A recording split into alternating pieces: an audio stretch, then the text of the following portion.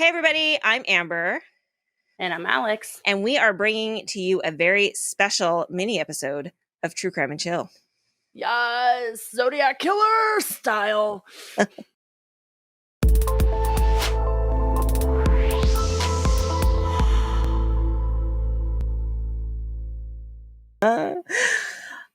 Intro music. Okay, Yep. So if you have not heard, which if you were in the true crime world, I am sure that you have. Oh God, if you haven't heard yet. Here it is. It's big news. The 340 cipher left by the Zodiac Killer has been cracked.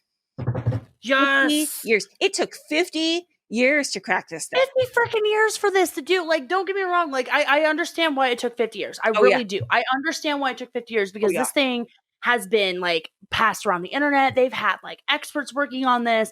And but it took a software developer in Virginia. It took a software developer as well as a Belgian computer programmer and an Australian mathematician to break this. And they've been working on it, I think, for like the last 30 years, something maybe like that. Yeah. Like they've been working on this for a hot minute. So it's really interesting because not only did they discover some mistakes in the cipher, which made it harder to crack. So who's to say it wasn't intentional? Because they ended up having to move a whole line forward or backwards. Yeah. Move a whole line backwards in order to get it to line up correctly. So it's possible the mistake was there on purpose just to make it. And Paradise was misspelled. Like it was sent in all capital letters. So like it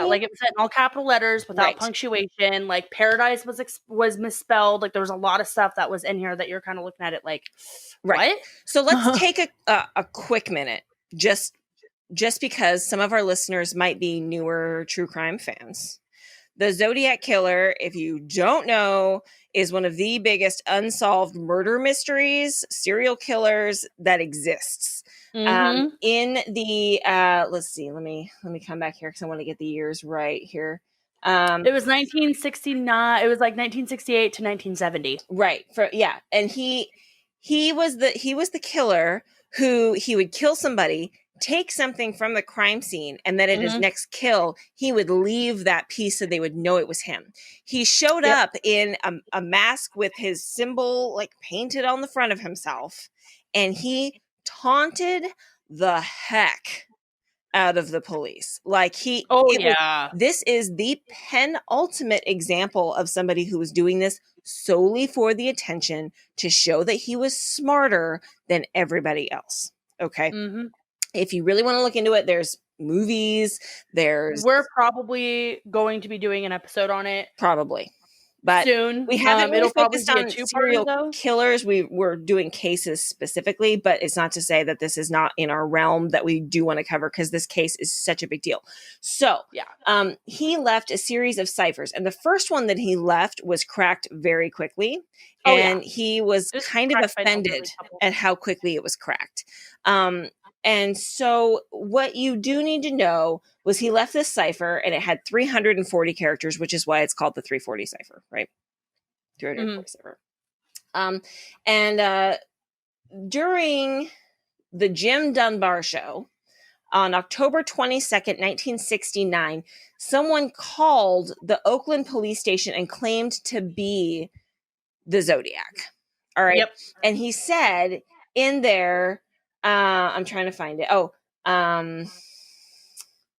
He basically said that that wasn't me on the TV show, which brings up a point. That's what I'm trying to touch on is that he called into the TV show saying, "I'm the Zodiac and I'm gonna keep killing." Right? Yeah. I'm trying to find the actual quote, but I'm struggling. I'm doing this quickly. So, anyway, they've been working on this for 50 years. It took a piece of software that was developed off another piece of software, which is what they knew worked because they had used it to re-crack some of the previous ciphers, proving that, it was correct. Yeah, it worked. But then they ended up having to not just crack the cipher, but they had to figure out the direction the letters were in, which was diagonal, going from top to bottom. Like it's really, really interesting. And one of the guys that cracked the code, let me pull up his name really quick. We did share this in the True Crime and Chill group page. Yeah. David Oranchek. Yep, David Oranchek. He created a video that's on YouTube that discussed how they cracked it. And it's actually, I've watched a little bit of it, and it's actually super interesting because you get to like super interesting. You get to see like, well, if you're part of our group on Facebook, True Crime and Chill, you can find it on our website, you can find it on our Facebook, like on our actual Facebook page and stuff. One of us will post the video of that in there, so you guys can. Yep, oh, Amber already did. So yeah, so it's in there and everything, and I will post that actually to our main page as well, so that way you guys kind of check it out. But so what's really interesting is, again, part of the reason it was hard to crack was because paradise is spelled wrong. And it appears in here twice. And I'm going to read to you what the cipher says, because this is a really big deal. It says, "I hope you are having lots of fun in trying to catch me.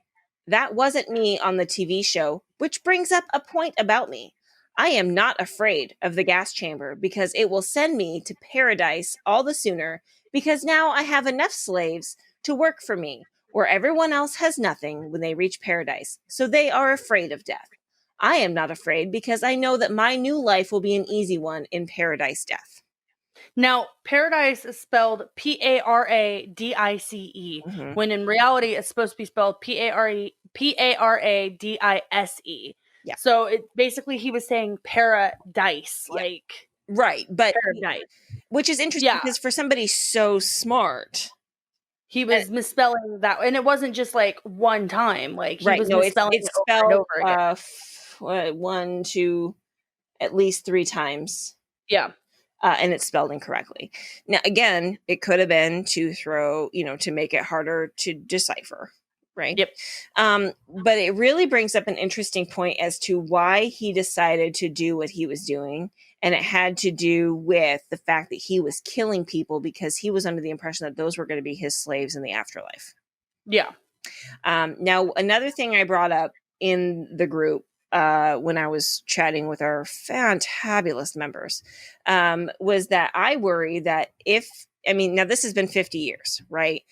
A lot of people think at this point the Zodiac is dead, or he got caught and he's rotting in jail. Not caught as the Zodiac, caught. I mean, I feel like if like the Zodiac killer, so I feel like because they like made him into, I think, like early 30s at the time. Right. So like around like between 30 and 35 at the time. Mm-hmm. So if it's been 50 years, like he's probably either dead or just about to die. Well, and it's possible. Now this is something that just occurred, like literally just now occurred to me. If he was in the process of preparing for the afterlife, maybe he was diagnosed with something terminal early on. Exactly. I mean, even if he's not alive when we actually like catch him, if we're able to like figure out who it was and still be able to like give not solace to the families, I guess, because probably the families are passed on. But like some peace to like the question. Like think about it. Like, oh gosh, who was arrested 2 years ago? The Bay Area rapist, I think it was. Mm-hmm. Who was a police officer. Yep. Like they had been looking for him for years. Yep. And the dude was right under their noses, and he was assigned to the case. Right. Which is why nobody was able to find him. Right. Like if we're able to find that guy, then I wholeheartedly case, right? Which is something I wholeheartedly believe that we'll be able to find whoever the Zodiac killer was. Now, my thing that makes me disappointed is, I don't know if everybody remembers this, but I think when the Senator Ted Cruz was actually going around trying to run for president and stuff, people noticed the similarities between the Zodiac killer's like mugshot, like drawing of his face, and Ted Cruz's face. And I was thinking, oh my God, Ted Cruz is Zodiac killer and stuff. And it's really funny because when the Cypher came out, a few of the true crime blogs I follow on Twitter was like, anybody got eyes on Ted Cruz? And then I was curious. So I looked up Ted Cruz's birthday. By the way, that guy's that guy was born in 1980. Mm-hmm. No, 1970. 1970, right. I think. Right. Yeah. So he was born after the Zodiac killer had stopped killing. So I'm like, dang, there goes my thing. Yeah. Like, I was like, God, I thought he was a lot older than that. And I'm going to preface this right now. I honestly am scared that copycats are going to start coming out of the woodwork because of this. Oh God, yeah. And and that's terrifying. I mean, but at the same time, though, like, I'm not too worried about that too much because it's like the Zodiac killer has been one of the most prolific serial killers in history, in American history. And I feel like if copycats were going to come out of the woodwork, they definitely would have started showing well before now. Like, don't get me wrong, this is a huge thing. The cipher being broken is a great thing. Yeah. However, and like there's tons of the case that wasn't revealed to the public and stuff like that and everything. However, copycat killers can come around at any time. And yes, if it happens and stuff, and it's going to be absolutely terrifying and everything. But I feel like if people were, well, if somebody was going to do that, where they were going to try and be a copycat killer, it definitely would have happened before now. Right. I mean, yes, except for this is going to bring new light to it. So therefore we might see a couple coming out the woodwork. Like, you know what's interesting though? And this is another thought that I had yesterday. You know, we covered Jonestown a few weeks ago. Mm-hmm. And honestly, this is the kind of crap that Jim Jones would do. Oh, yeah. Oh, God, yeah. And he, you know, when you consider when he stopped killing and when Jim Jones died, and he was in California. Also, the fact that he had a thing about having slaves in paradise. And he was obsessed with death and, you know, ritual suicide. And it's kind of interesting because I was like, that would be a really interesting connection. Link. Yeah. If, you know, but anyway, it's just insane. Like, I remember it's a really big thing, and we wanted to come on and talk about it a little bit, and you know, because it's and this is obviously unscripted because we're reading from articles that we have and everything, and the articles that we're reading from are like the New York Times. I was reading from like CNN, San Francisco Chronicle. If you guys could, like, I don't know, make your articles free so I could read them, that'd be fantastic.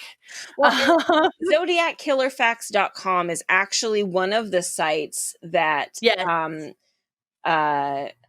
that David Oranchek actually thanks for helping with some of the stuff, and that happens to be the site I'm looking at right now. Is could you imagine like being that site, like starting that site? Because they probably just started that site like we did because they were interested in the case and wanted to write everything out. Could you imagine like being the site that helps the guy crack the code? Well, it's like I've been reading articles about, you know, and watching YouTube videos about how Reddit, like there have been users on Reddit that have helped people crack the case. And if you've ever watched, I don't know, on Netflix, there's a great series called Don't Fuck with Cats. Yep. And that talks about using the internet. I haven't watched it just because there's depictions of animal cruelty in it, and I can't do it. But it's not actually. They don't show it. They talk. Okay, I've heard that there was, and I was just like, no, I can't do it. I can't. I can handle looking at crime scene photos and autopsy reports all day. I can't handle a pet being tortured. So that's not that, and that's not really what it's about. It's about them. That's how they started getting news about this guy who ended up killing, and to people on the internet who used their internet knowledge to crack this case. Yeah. And I wholeheartedly believe that this is what's going to happen because let's be real, people, it's 2020. Okay. And I wholeheartedly believe, like, no offense to like any man out there, I wholeheartedly believe that if anybody can find out who the Zodiac killer is, it's probably going to be a woman because we have no, like, we're better than the FBI. Let's be real here. We will find you. I'm waiting for, you know, the channel that crosses over Lifetime movies and Hallmark Channel. You know, Hallmark Channel teaches us how to fall in love, and Lifetime movies teaches us how to hide bodies. So we will find you. Marianne and Wanda. Okay. We're the best of friends. But we wanted to come on and do a mini episode just because this was such big news. A huge thing. And everybody's talking about it in the true crime world and even the newspapers and everything else. But we would love to hear your thoughts, your opinions. You can visit our website, truecrimeandchill.com. You can leave us a comment if you're watching this on YouTube. Or, you can pop on over to our True Crime and Chill group page. All you have to do is search True Crime and Chill and you'll find us. You'll know which one is us. Don't worry. Yeah, it's the same logo for everything. I do that on purpose. So, we would love to hear your thoughts, your discussions. Who do you think the Zodiac is? What do you think breaking this cipher after 50 years is going to do, in terms of society, in terms of breaking the case? Because it's huge. And again, we really want to thank our listeners and our fans for reaching out to us last week when we skipped an episode. We do really appreciate that. And we really hope that this episode that we are dropping on Tuesday and then also this mini episode that we have right now is making up for that. And we love you. And we hope that you guys have a happy holiday with whatever you guys celebrate too. Absolutely. Thank you guys so much for listening. And you will hear from us again on Tuesday. All right. Bye. Bye. Thank you for listening to True Crime and Chill. For more information, including case notes, photos, and sources, please visit our website at truecrimeandchill.com. You can also stay connected with us on social media. You can find us on Facebook, Twitter, and YouTube. Look for new episodes from us each week on Tuesday.